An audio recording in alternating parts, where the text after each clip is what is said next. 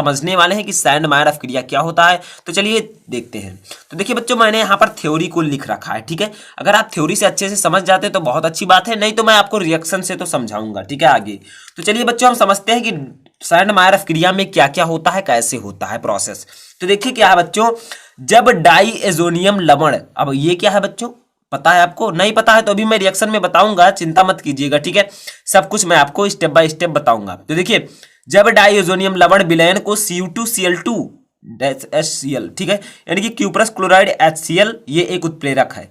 Cu2Br2 HBr, ये भी एक उत्प्रेरक है। या Cu2CN का होल ट्वाइस, ठीक है, KCN के साथ गर्म करते हैं। ये तीनों बच्चों उत्प्रेरक हैं, ठीक है। जब आप डाइएजोनियम लवण को इससे, इसके साथ या फिर इसके साथ, किसी तीनों में से किसी एक के साथ आप जब गर्म करेंगे तो क्या होगा बच्चों, डाई ये जो समूह जो है ClBr Cn में प्रतिस्थापित हो जाते हैं। यानी कि ये इससे अगर आप कराएंगे अभिक्रिया तो Cl में प्रतिस्थापित हो जाएगा, इससे कराएंगे तो Br, और इससे कराएंगे तो Cn में प्रतिस्थापित हो जाते हैं।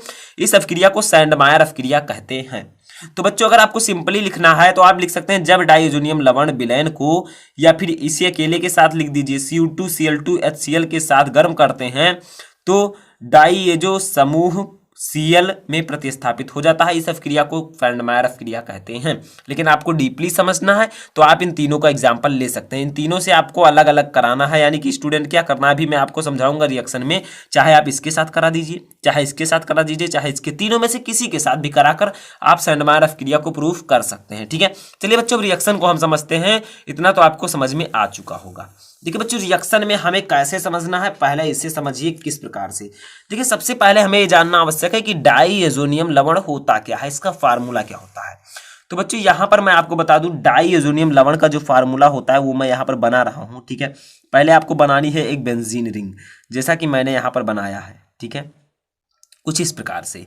अब देखिए बच्चों, डाइएजोनियम लवण है तो N2 यहाँ पर लगेगा ऊपर, और सॉरी स्टूडेंट, यहाँ पर N केवल रहेगा, ठीक है, या फिर आप N2 लिख सकते हैं लेकिन N केवल, ठीक है। डबल बॉन्ड N और Cl, ठीक है, समझ में आई। यही है बच्चों आपका डाइएजोनियम लवण, ये उसी का फार्मूला है, ठीक है। तो हम यहाँ पर नीचे लिख देते हैं बेंजीन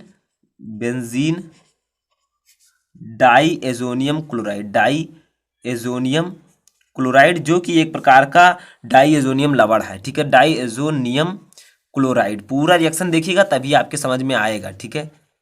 क्लोराइड, ठीक है।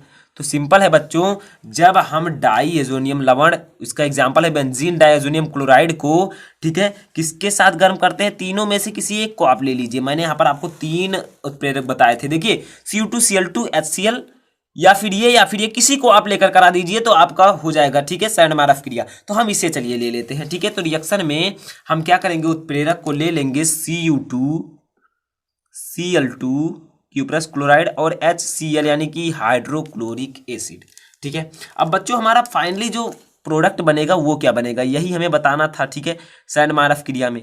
तो देखिए, प्रोडक्ट जो हमारा बनेगा वो कुछ इस प्रकार से बनेगा। बेंजीन रिंग तो आपको ऐसे ही बनानी होगी बच्चों। यहाँ पर जो आपका N यानी कि N2Cl था, वो बच्चों Cl केवल यहाँ पर बचेगा, ठीक है। और जो N2 होगा वो आपका अलग चला जाएगा, यानी कि N2 आपका बाहर निकल जाएगा। तो देखिए बच्चों, इतना आपका हुआ। अब यहाँ पर जो N2 बचा था बच्चों, यहाँ पर ये यहाँ पर आ जाएगा, N2 यहाँ बच जाएगा। देखिए, N और N, यानी कि N2 है, ठीक है, और ये एक गैस है तो ऊपर हम 3 लगा देंगे, और प्लस HCl, यानी कि हाइड्रोक्लोरिक अम्ल बन जाएगा। अब बच्चों, यही है हमारे सैंड मायर अभिक्रिया, ठीक है। समझ में आई? सिंपल सी अभिक्रिया है, समझ में तो आनी चाहिए। तो मैं आपको एक बार पुनः समझाने का प्रयत्न करता हूं कि कैसे समझेंगे इस अभिक्रिया को। तो देखिए, जब डाइएजोनियम लवण, जिसका एग्जांपल है बेंजीन डाइएजोनियम क्लोराइड को, हम Cu2Cl2 HCl उत्प्रेरक की उपस्थिति में गर्म करते हैं, इन्हें हम ताप देंगे तो हमारा क्लोरोबेंजीन बनेगा, नाइट्रोजन गैस निकलेगी और हाइड्रोक्लोरिक एसिड, ठीक है, बनेगा। तो यही है आपकी सैंड मायर अभिक्रिया, यानी कि हम किसी भी डाइएजोनियम लवण को जब उत्प्रेरक के साथ गर्म करेंगे तो हमारा क्लोरोबेंजीन बन जाएगा। तो आशा करता हूं कि आपको ये वीडियो अच्छे से समझ में आ चुका होगा। तो बच्चों यही है आपका सैंडमायर अवक्रिया। तो क्या आप लोगों को समझ में आया? कमेंट बॉक्स कमेंट करके जरूर बताइएगा, ठीक है। इसका पीडीएफ भी मैं डिस्क्रिप्शन में आपको दे दूंगा, जाकर आप लोग जरूर डाउनलोड कर लीजिएगा बच्चों। तो सैंडमायर अवक्रिया में आपको समझ में आ चुका होगा कि ये डाइअजोनियम लवण को जब हम इन तीनों में से किसी एक के साथ अवक्रिया कराएंगे तो हमारा जो ClBr और Cn है ये प्रतिस्थापित हो जाते हैं। जैसे यहाँ पर बच्चों हमने कराया था इससे, तो यहाँ पर Cl हमारा ऊपर चला गया, प्रतिस्थापित हो गया, ठीक है। तो इस प्रकार से बच्चों आप अवक्रिया को लिख सकते हैं, सैंडमायर अवक्रिया को। तो क्या आपको पसंद आया वीडियो? क्या आपको समझ में आ गया? आप लोग जरूर बताइएगा मुझे, ठीक है। और वीडियो को पसंद आया हो तो लाइक कर दीजिएगा, और चैनल पर नए हैं तो सब्सक्राइब कर लीजिएगा। तो इस वीडियो में बस इतना ही, तब तक के लिए था।